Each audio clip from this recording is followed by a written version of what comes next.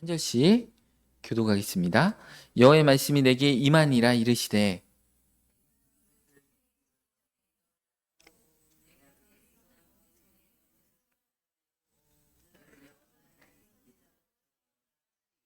내가 이르되 슬프도소이다 주 여호와여 보소서 나는 아이라 말할 줄을 알지 못하나이다 하니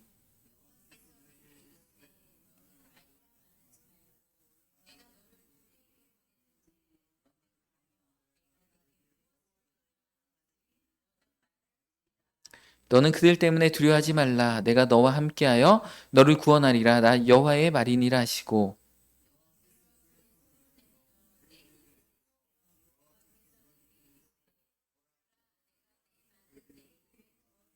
보라 내가 오늘 너를 여러 나라와 여러 왕국 위에 세워 내가 그것들을 뽑고 파괴하며 파멸하고 넘어뜨리며 건설하고 심게 하였느니라 하시니라.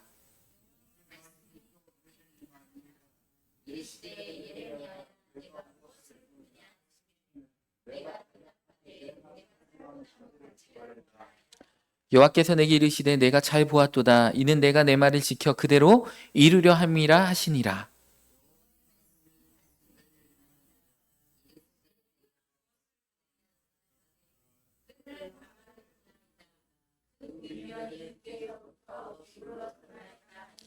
여호와께서 내게 이르시되 재앙이 북방에서 일어나 이 땅의 모든 주민들에게 부어지리라.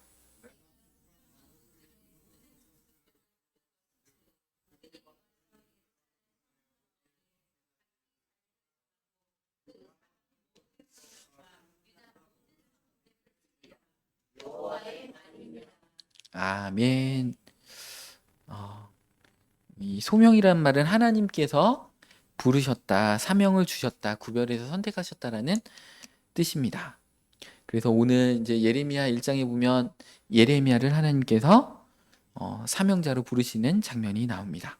이 예레미야는 제사장의 아들입니다.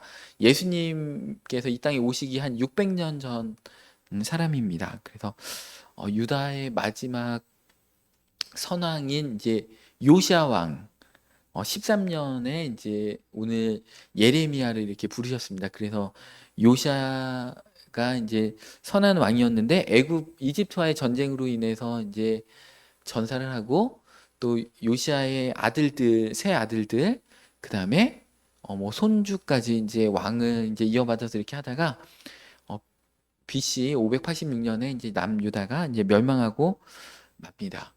이미 이때는 이제 북이스라엘은 망했습니다. 이제 이스라엘이 이제 우리나라랑 같이 이제 북방에 이제 10개 지파, 남방에 이제 2개 지파를 이렇게 나눠 가지고 어 이제 그 남북이 분단돼 있었습니다. 근데 이제 북방에 있는 이스라엘은 어 바벨론 전에 아수르에게 이제 멸망을 당해 가지고 이미 이제 나라 자체가 없어졌습니다. 근데 이 아수르는 어떤 정책을 썼냐면 그 민족과 나라를 완전 말살하는 정책을 써가지고 그 이제 북이스라엘에 있던 사람들을 다 포로로 잡아가가지고 아수르 이제 제국의 곳곳으로 흩어가지고 거기에 있는 그 다른 나라 그 사람들하고 다 이제 결혼을 시켰습니다. 그래서 혼혈 정책을 다 썼습니다. 그래서 혈통의 순수성, 민족성을 다 말살하는 정책을 쓰고 그다음에 남아있는 북이스라엘에 남아있는 거민들 쪽에도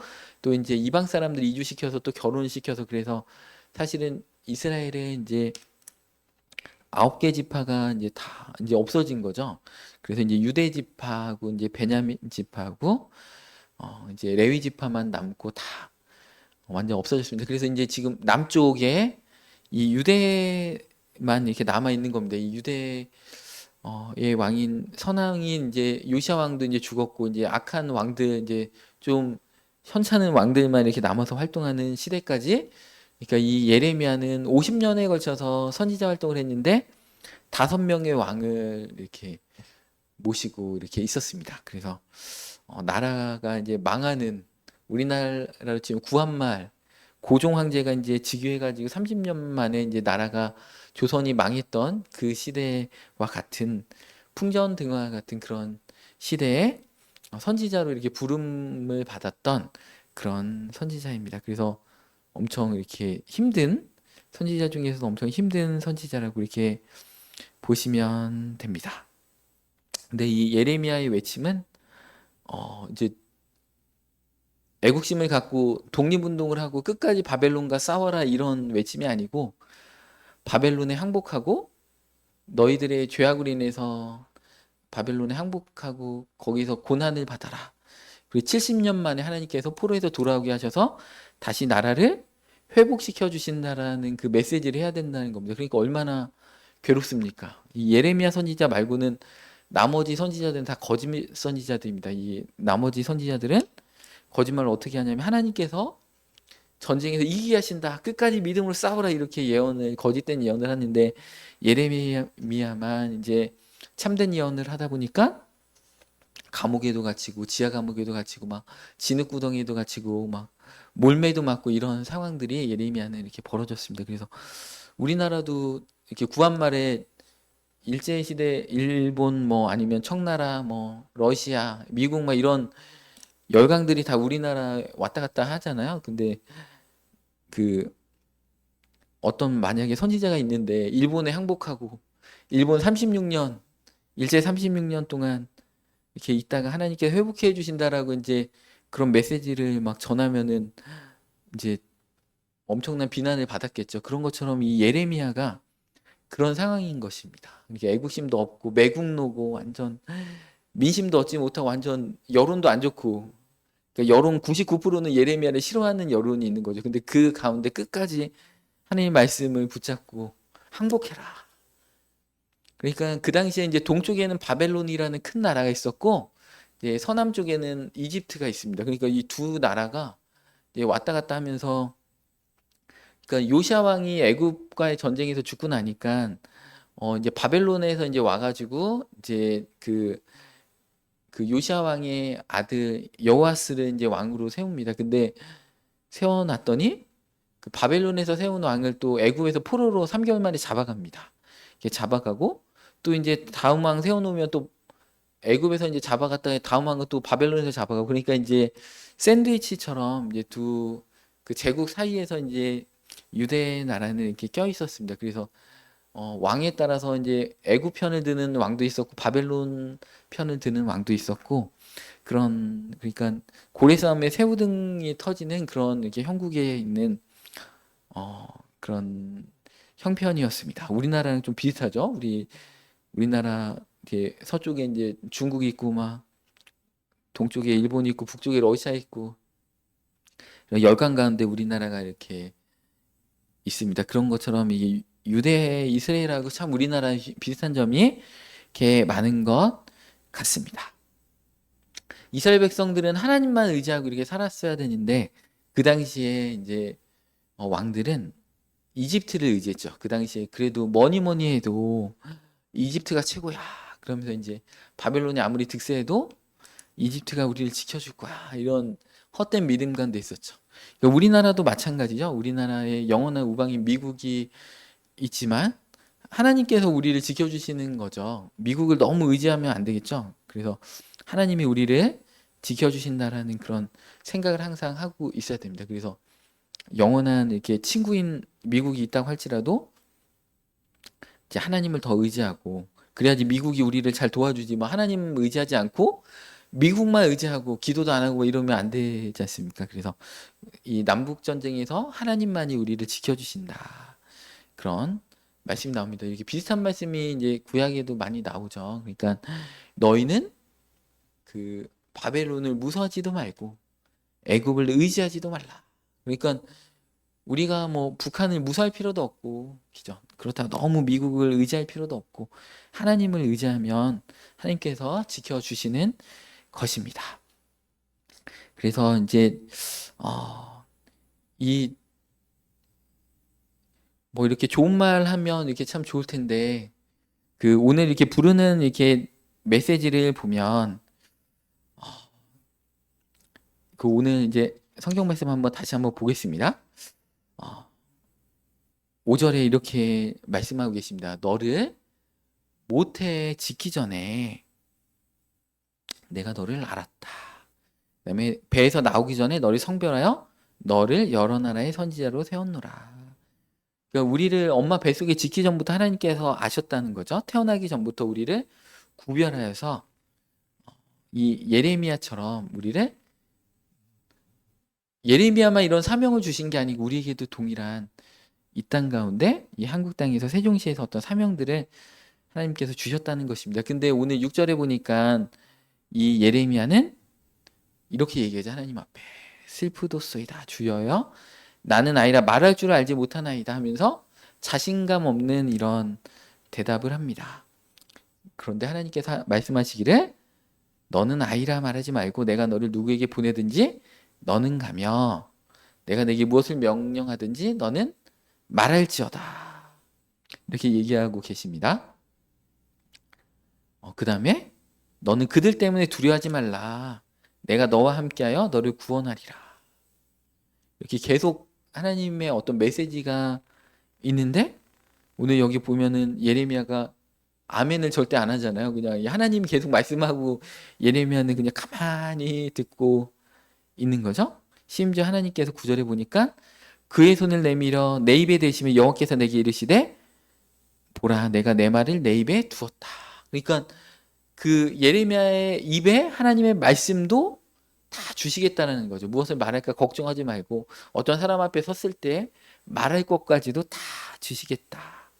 그러면서 10절에 보라 내가 오늘 너를 여러 나라와 여러 왕국 위에 세워서 내가 그것들을 뽑고, 그러니까 여러 나라들이 막 바벨론도 있고 애굽도 있고 막 오늘날로 치면 막 중국도 있고 러시아도 있지만 그 여러 나라와 그 대통령들 위에 세워서 내가 그것들을 뽑고 파괴하고 파멸하고 넘어뜨리면 또 다시 건설하고 심게 하느니라. 예레미야가 말하는 대로 그대로 하나님께서 이루어 주신다는 거죠. 우리가 기도하는 대로 우리나라의 어떤 정치나 경제나 기죠, 안보, 외교 뭐 이런 것들이 다 이렇게 될 줄 믿습니다. 하나님께서 우리도 그런 사명자로 우리를 부르셨기 때문에 그렇습니다. 이렇게, 근데 오늘 계속 예레미야가 아멘을 안 합니다. 그래서 이제 좀 이따 나오겠지만 이제 살구나무 비유도 막 얘기하고 막 그 끓는 불솥 뭐 이런 비유도 얘기하면서, 그거는 이제 다음 이제 이어서 이제 뒤편에서 이제 얘기를 하도록 하겠습니다. 이스라엘 백성들은 그 당시에 이제 한마디로 이제 우상 숭배에 빠져 있었습니다. 이러한 어려운 때에 예레미야를 부르셨습니다. 우리나라도 마찬가지잖아요.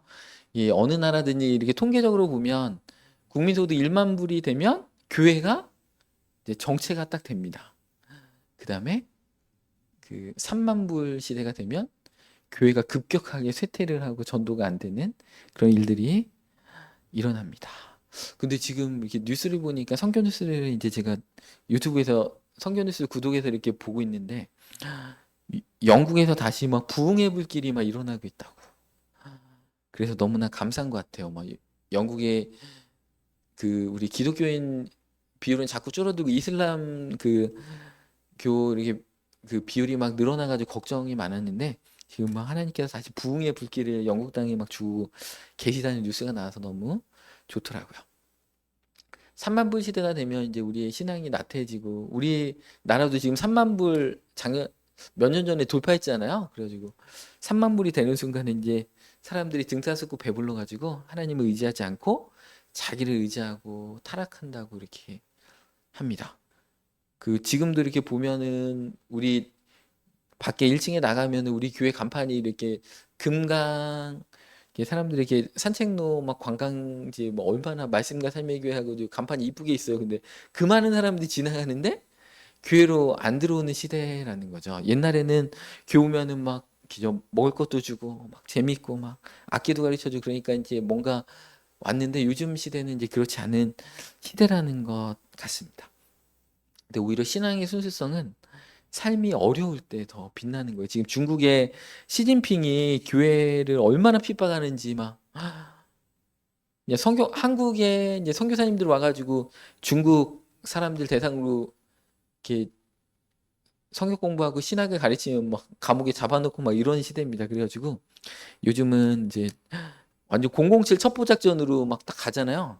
한국 목사님들이 이렇게 딱 가면 일부러 막 공항도 먼 공항으로 내려요. 그 근처에 안 내리고 막 몇 시간 먼데 내리고 막 공항에서도 막 모자 막 갈아 쓰고 막 옷 갈아입고 막 하면 CCTV로 시진핑이 얼마나 이렇게 CCTV로 딱 해야 자동으로 있잖아요.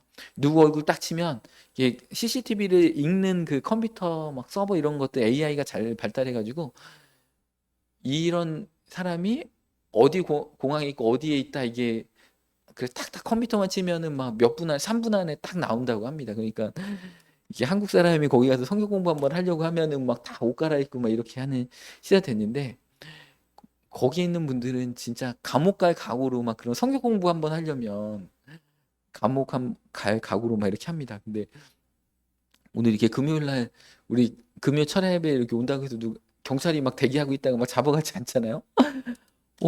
어떤 분이 이렇게 그 성역 공부하러 갔는데 자기를 어떻게 알았나 막 숙소까지 막 공안이 들이닥쳐가지고 가까스로 피해가지고 이렇게 위기를 모면했다고 막 그러더라고요. 그 정도로 세계 곳곳에는 이 신앙의 자유도 이렇게 보장이 안 되고 막 핍박받는 곳들이 많습니다. 근데 그분들의 신앙이 얼마나 철두철미한지 모릅니다. 우리가 오히려 지금 북한의 지하교회에 있는 분들이 우리 남한 성도님들 위해서 기도한다잖아요.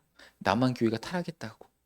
그분들은 이렇게 찬송을 어떻게 부르냐면 이렇게 소리 내면 안 되잖아요. 그러니까 북한 성도님들이 이렇게 딱 교회도 없으니까 같이 믿는 사람끼리 모이면 찬송가를 부를 때 입 모양만 뻥긋뻥긋한데 붕어처럼 소리를 내면 밖에 새 나가기 때문에 그렇게 하고 또 성경을 서로 이렇게 딱 외워가지고 부무부무 외워가지고 그걸 서로 들려주고 그리고 이렇게 필사해가지고 또 나눠서 이렇게 보고 막 이렇게 신앙생활 하는데 북한 성도님들이 오히려 남한의 교회를 염려하고 타락했다고 병들었다 이렇게 한다고 합니다. 우리가 북한 성도님들을 위해서 기도해 줘야 되는데 이게 참 부끄럽죠. 그래서 이 사명자로 우리 예레미야를 대사로 이렇게 부르셨습니다. 그래서 얼마나 예레미야의 말, 하나님이 우리를 부르셔서 우리를 선포케 할 때는 우리의 말에 힘이 있는 거예요. 그리고 우리가 전도할 때도 누구를 권면할 때도 그 어떤 것도 다 해결해 드리는 능력의 말씀이 하나님이 보낸 자들이 일어나기 때문에 그래서 우리를 통해서 우리의 말을 통해서 가정이 변화되고 교회가 변화되고 나라가 변화되는 것입니다. 그 어떤 것도 다 바꿀 수가 있는 것입니다. 그래서 예레미야는 계속 결단하지 못하기 때문에 하나님께서 계속해서 설득하고 계십니다. 하나님은 이제 하루가 천년 같고 천년이 하루 같죠. 정말 진득하게 하나님께서 그런 마음으로 이스라엘을 바라보시면서 예레미야를 통해서 다시 한번 이스라엘을 회복시키기 위해서 이렇게 말씀하고 계십니다. 예레미야뿐만이 아니라 우리에게도 기죠. 우리를 참아주시고 믿어주시고 바라봐주시고 견뎌주시고 우리를 사랑하시기 때문에 그런 거죠. 그래서 우리가 좀 잘못했다고 해서 갑자기 이제 딱 하나님께서 네가 감히 이렇게 했어 하고 막 우리를 버리시는 게 아니고 끝까지 많이 참아주시고 많은 기회를 주시는 게 너무 감사한 것 같습니다. 그래서 이제 그 예레미야가 이런 어려운 상황 가운데서 계속 아멘을 못하고 있습니다. 근데 사실은 하나님의 이런 안타까운 마음과 하나님의 마음을 헤아렸다면 이사야처럼 했어야 되겠죠. 이사야는 어떠했습니까? 주님 내가 여기 있사오니 나를 보내십시오. 그죠? 하나님의 그 임재를 보니까 나는 부정하여서 망하게 되었다 하면서 회개를 하면서 주님 내가 여기 있사오니 하나님께서 누가 나를 위하여 갈고 내가 누구를 보낼까 하니까 이사야는 주님 내가 있습니다. 근데 안타깝게 예레미야는 이 당시에는 아직 철이 좀 덜 들었는지 계속 나를 보내소서가 아니고 이제 계속 미적미적 되는 모습을 볼 수가 있습니다. 우리도 마찬가지라는 거죠. 예레미야처럼 그 부르심과 사명에 순종하면서 우리가 그 영광스럽고 복된 길에 때로는 고난이 있다고 할지라도 가야 된다는 것입니다. 우리의 인생이 이제 고생 끝 행복 시작 이러면 좋겠지만 이게 신앙인으로 사는 순간에 사실은 원수 마귀가 엄청 우리를 괴롭힙니다. 그래서 하나님의 일들이 일어나지 못하도록 막 반대하는 게 있어요. 우리 사도 바울 봐봐요. 바울이 얼마나 위대한 사도입니까? 성경 13권 쓰고 근데 그 이제 전도 여행 가고 막 선교를 막 유럽 지중해 연안을 돌면서 막 선교할 때 막 두드려 맞고 막 얼마나 고난 당하고 막 헐벗고 굶주리고 그러면서 하나님의 크신 사랑을 느끼면서 항상 동역자들의 옆에 이렇게 붙여주시고 놀랍게 역사가 일어났지만 바울의 개인적인 삶은 항상 배고프고 헐벗고 굶주렸다는 거죠. 그렇지만 이제 우리는 그 영국의 유명한 철학자가 얘기했잖아요. 배부른 돼지가 되지 말고 배고픈 소크라테스가 되라. 그러니까 우리가 막 등다섯고 배부른 그런 돼지가 돼가지고 돼지가 살찌면 어떻게 됩니까? 나중에 잡아먹겠죠. 도살장 가가지고 잡아먹는 일만 있는 겁니다. 그래서 인생의 참된 의미를 알면 어떤 우리 삶의 어떤 고난이나 특히 교회 일을 하다가 억울하게 누명을 쓰고 모함을 받고 원수는 네 가까운 데 있는 거라고 원수는 네 집안에 있다라는 말씀도 있는 것처럼 교회 안에는요 다 죄인들이 오는 곳이기 때문에 사실은 지금 뭐 개척교회니까 서로 막 분위기 너무 좋고 막 그렇지만 어느 순간 되면 멀쩡했던 분들이 갑자기 헷가닥 해가지고요 막 교회를 막 뒤흔들어 놓고 이런 일들이 교회에서는 너무나 많이 있습니다. 왜냐하면 마귀가 역사하기 때문에 왜냐하면 이 교회를 흔들어야 하기 때문에 마귀의 온통 관심사는 교회를 무너뜨리는 거에 막 온 혈안이 돼 있습니다. 그래서 그렇기 때문에 그럴 때 우리가 그 이렇게 사자가 막 사슴을 이렇게 쫓아갈 때도 그 무리에서 이탈한 그 짐승을 잡아먹거든요. 그러니까 무리에 이탈하면 안 돼요. 그 중에서 제일 뒤처진 힘 약한 자를 탁 물어가지고 이제 잡아먹는 것처럼 원수마귀 사탄도 뭐라고 했어요?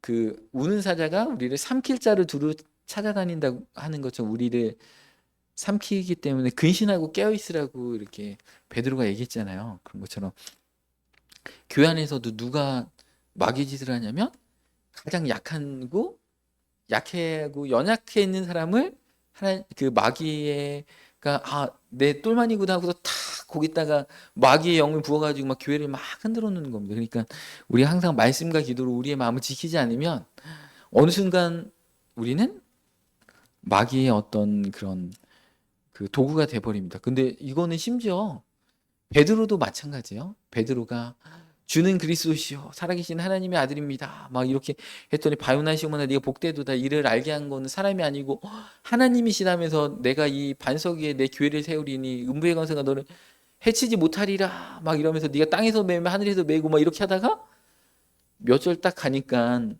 예수님 십자가 지지 말라고 베드로가 막 말렸잖아요. 그랬더니 마귀야 물러가라. 너는 나이를 넘어지게 하는 자로다 이렇게. 그러니까 한순간에 우리는 막 뜨겁다가도 한순간에 마귀 짓을 이렇게 하게 되기도 하고 이제 교회 안에 이런 다양한 일들이 있습니다.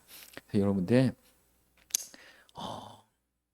그러니까 그 하나님의 입장에서 우리가 항상 생각해야 됩니다. 그렇지 않으면 이 소명 의식도 잃고 막 그렇게 된다는 것입니다. 그래서 그 이 예레미야는 사실은 50년의 어떤 선지자 사역 가운데 막 제자들도 많고 막 예레미야를 따르는 사람들도 없고 항상 감옥 생활이나 아니면 뭐 묶여 있거나 뭐 이런 그런 왕따 생활들을 주로 이렇게 했습니다. 그래서 우리 삶에 어떤 목표를 좀 이렇게 그 달리 잡아야 될 필요성도 있습니다. 물론 하나님께서 우리 삶을 이제 물질이나 자녀의 복이나 가정의 축복으로 인도하시지만 때로는 우리가 하나님의 길을 갈 때 우리 가운데 이렇게 고난도 있다라는 거죠. 근데 그게 우리의 어떤 행복과 우리의 평안함을 흔들어 놓을 수 없다라는 거죠. 우리의 진정한 삶의 가치는 거기에 있는 것이 아니고 하나님 나라에 있기 때문에 그렇습니다. 하나님 나라의 교회를 통해서 불신자들이 천국에 가고 또 이렇게 연약한 자들의 믿음이 세워지고 하나님 나라가 확장되는 것도 우리 삶의 목표이기 때문에 때로는 우리 삶에 어떤 손해가 따르기도 하고 내 삶에 어떤 것들을 양보해야 되고 내 자존심을 내려놔야 되는 일들이 있다고 하더라도 그것을 기꺼이 감내해야 된다는 거죠. 예수님도 그 길을 가셨죠. 그래서 예수님이 우리의 중보자신데 그 어떻게 해서 중보자가 되셨냐? 예수님이 우리의 중보자이신데 우리의 모든 죄를 용서해 주시는데 그 예수님에 대해서 뭐라고 표현했냐면 우리에게 한 중보자가 있으니 사람이신 예수 그리스도시라. 왜 사람이신 예수님이라고 했냐면 하나님의 아들이신 예수님이라고 안 하고 사람이신 예수님이라고 했냐면 우리와 똑같은 조건에서 예수님께서 그 어려움을 다 겪으시고 그러시면서 그 길을 가셨기 때문에 그렇다는 겁니다. 그리고 예수님 요한복음에 보면 예수님은 심판하는 권세를 받았다. 그래서 예수님이 우리를 이제 우리가 예수님 재림하시면 사람들을 믿는 자하고 불신자를 다 심판하시는데 그 요한복음에 보면 뭐라 하나 했냐면 내가 인자로서 심판하는 권세를 받았다. 그러니까 예수님이 사람으로서 우리와 같이 동일한 그 고난의 과정을 통과하셔서 예수님이 그 과정을 통과하심으로 그리스도가 되셔가지고 심판주로 하나님께서 하늘과 땅의 모든 권세를 주셨다는 겁니다. 그래서 이 교회도 사실은 그리스도예요. 왜냐하면 예수님이 머리고 우리는 예수님의 몸이기 때문에 이 교회가 그리스도입니다. 그러니까 이 권세와 능력이 있습니다. 그러다 보니까 이 권세와 능력이 있는 그리스도를 마귀가 대적하려고 엄청 방해를 한다는 것입니다. 이 예레미야가 하나님의 참된 선지자고 나머지는 다 거짓 선지자니까 거짓 선지자들은 왕궁에서도 대접받고 막 백성들한테 환호를 받았겠죠. 근데 대통령도 마찬가지죠. 그 어떤 중요한 인생의 결정을 할 때 국민들이 다 반대를 한다고 하더라도 국익을 위해서 이렇게 욕을 먹어가면서 막 이렇게 결단을 이렇게 하는 게 그게 리더의 그거잖아요. 뭐 제가 그 당시에 살지 못해가지고 그 월남 파병이 정말 좋은 선택인지 그런 건 모르겠지만 어찌됐든 월남 파병을 결정하기 전날 이제 박정희 대통령은 밤새도록 줄담배를 피시면서 뭔가 이거를 다 이렇게 어떻게 미국에서는 이제 지원을 해준다고 하고 그런데 이게 많은 우리 국군들이 죽잖아요. 그러니까 이거 어떻게 해야 되나 이제 밤새 고민을 이제 했다고 합니다. 그러면서 이제 그 중요한 결정을 할 때 대통령은 되게 고독하게 밤을 새면서 뭔가 이렇게 국가를 위해서 뭔가를 결단하는 그 혼자만의 고독한 시간들이 이렇게 있다라는 거죠. 어떤 뭐 예를 들면 한미 FTA부터 해가지고 뭐 우리나라에 여러 일들이 있잖아요. IMF부터 해가지고 그럼 대통령이 뭔가를 결정하면 국론이 분열돼서 반은 찬성하고 반은 반대하는데 그 자리에 있는 분이 나라를 위해서 뭔가 좋은 결정들을 할 거 아니에요. 그래서 그 바울도 그런 얘기 했잖아요. 내가 사람에게 좋게 하랴 하나님께 좋게 하랴 내가 사람들의 기저 유익을 구하고 그들의 칭찬을 구했으면 나는 하나님의 종이 아니다. 이렇게 얘기한 것처럼 예레미야도 마찬가지라는 것입니다. 그래서 우리도 각자의 위치에서 부르심의 사명 가운데 우리가 최선을 다해서 그 자리에 충성하고 있어야 됩니다. 대통령은 대통령으로서, 공무원은 공무원으로서, 그죠? 직장인은 직장인, 학생은 학생으로서 자기의 소명의 자리에서 있어야 됩니다. 뭔가 출세를 위해서, 욕심을 위해서 있는 게 아니고, 정말 그 소명과 부르심을 위해서 그 자리에 있어야 되는 것입니다. 예레미야는 하나님의 선지자라고 했는데 특별히 뭐 어떤 능력이나 기적을 모세와 같이 일으켰던 것도 아닙니다. 그 다음에 평생 독신으로 이렇게 살았습니다. 그리고 마지막에 보면 그 예레미야가 이제 바벨론에 이제 그 어떻게 보면 유리한 얘기를 해가지고 바벨론 장군이 그 예레미야를 이렇게 바벨론에 데려가면서 막 부와 명예도 주고 원하는 거 다 들어준다고 했잖아요. 근데 예레미야의 사명은 그 예루살렘에 남아 있는 그 백성들과 함께하면서 그들의 신앙을 세워주는 거기 때문에 예루살렘에 이렇게 끝까지 남아 있었습니다. 근데 이제 예루살렘에 남아 있는 자들이 그 예레미야의 예언대로 예루살렘이 망한 것을 봤으면 예레미야의 말을 들어야 되는데 남아 있는 사람들이 예레미야에게 또 물어봅니다. 이제 우리가 실수를 해서 누구를 죽였는데 그 바벨론의 관리를 죽였는데 우리가 어떻게 해야 됩니까? 애굽으로 도망가야 됩니까? 여기 남아서 바벨론의 처분을 기다려야 됩니까? 그러니까 예레미야가 하나님의 음성을 듣고서 남아서 바벨론의 처분을 기다리십시오 이렇게 예언했는데 또 이 유대 지도자들이 어떻게 했습니까? 네가 그 바벨론의 앞잡이구나 하면서 예레미야를 잡아가지고 같이 애굽으로 도망갔습니다. 그래서 그 애굽에서 이제 평생 고생하다가 이제 죽었죠. 그런 길을 이렇게 갔습니다. 어, 그 예레미야에게 어떤 기적과 능력이 없다고 하더라도 하나님께서는 필요한 모든 것들을 주십니다. 우리를 통해서 역사하실 때도 마찬가지입니다. 수가 적다고 능력이 없다고 하나님 역사를 안 하시는 게 아닙니다. 우리 여기 있는 분들만 다 의인이 되셔도 세종시에 부흥이 일어나고 한국 땅에 부흥이 일어나는 것입니다.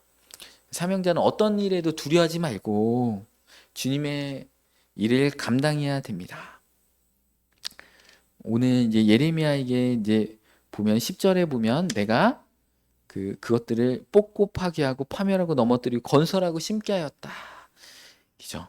이런 하나님께서 권세와 능력들을 주시기 때문에 소명의식을 갖고 하나님의 능력을 바라봐야 됩니다. 그러니까 우리를 바라보지 말고 우리의 스펙이나 우리의 과거의 경험을 바라보지 말고 하나님께서 우리를 부르심의 자리에 놨을 때 우리가 그 위치에서 있으면 능력을 주신다는 것입니다. 우리 본문 11절 말씀 보면 이 살구나무 이제 환상을 보여주십니다.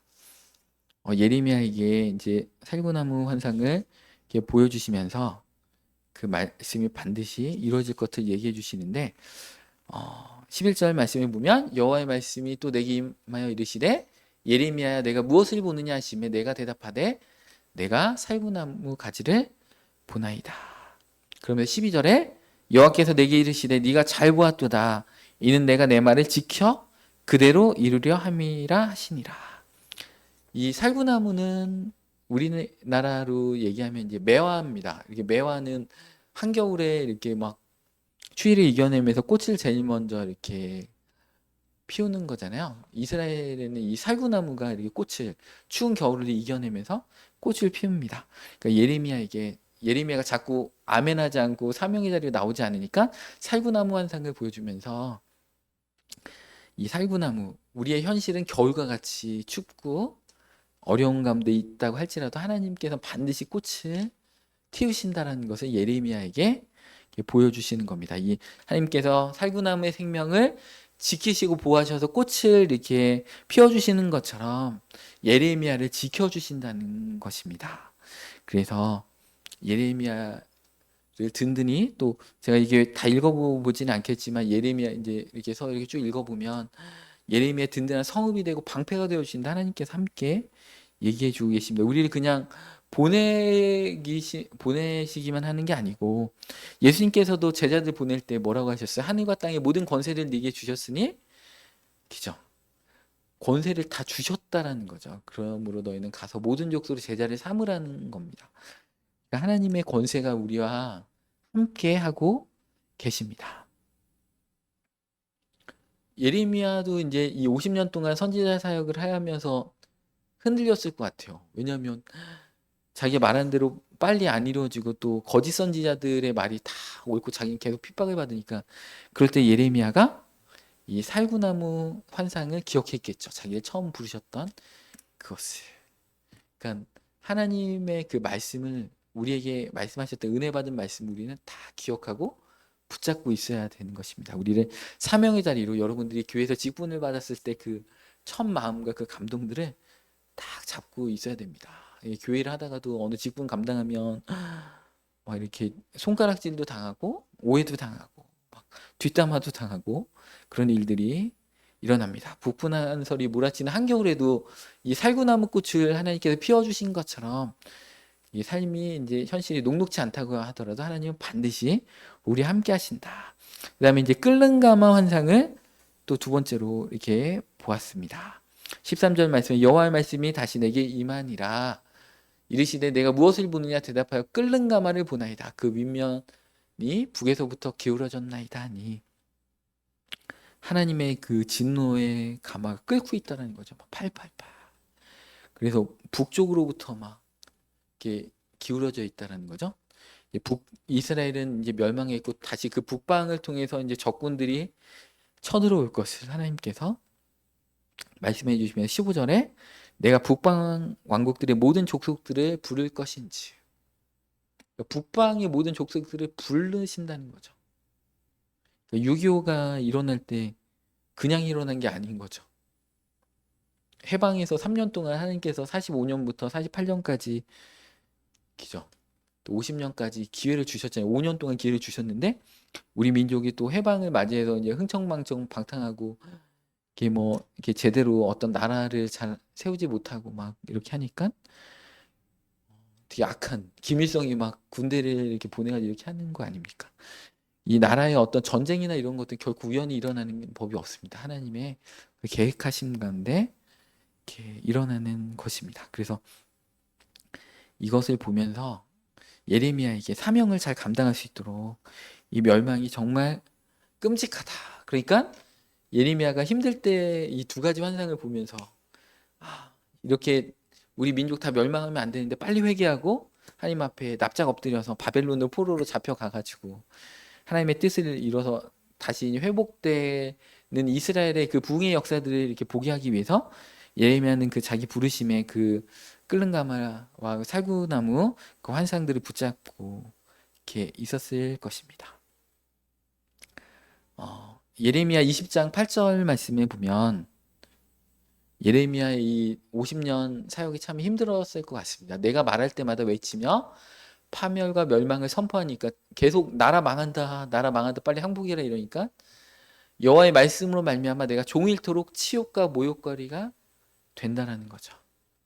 근데 그래가지고 이제 예레미야가 용기를 잃고 내가 선포하지 아니하겠다 하면서 나도 이제 힘들다, 더 이상 나는 말씀을 전하지 않겠다라고 결심했더니 하나님께서 예레미야의 마음에 막 9절 하반절에 보니까 나의 마음이 불붙는 것 같아서 골수에 사무치니 답답하여 견딜 수 없나이다. 그래서 어쩔 수 없이 또 막 그 멸망과 회개라 이거를 선포하러 길거리로 나갈 수밖에 없다라는 거죠. 우리의 마음에 이런 안타까운 하나님의 마음이 우리의 마음에 있어야 된다는 거죠. 하나님 나라를 향한 그 애타는 마음. 나 혼자만 막 잘 먹고 잘 살고 막 이렇게 쉬는 게 아니고 막 이 하나님 나라, 이 한국 교회를 향해서 애통하고 기도하는 마음으로 기죠. 우리 교회도 연약한 지체들을 보면서 막 안타까워하는 그런 마음들이 막 얼마나 마음이 막 열불이 막 일어나는 거죠, 기죠. 화병이 막 하나님 나라를 위해서 여러분들 화병이 일어나야 되겠죠? 누구가 자기를 막 모함하고 열받아가지고 화병 나지 말고 막 기죠.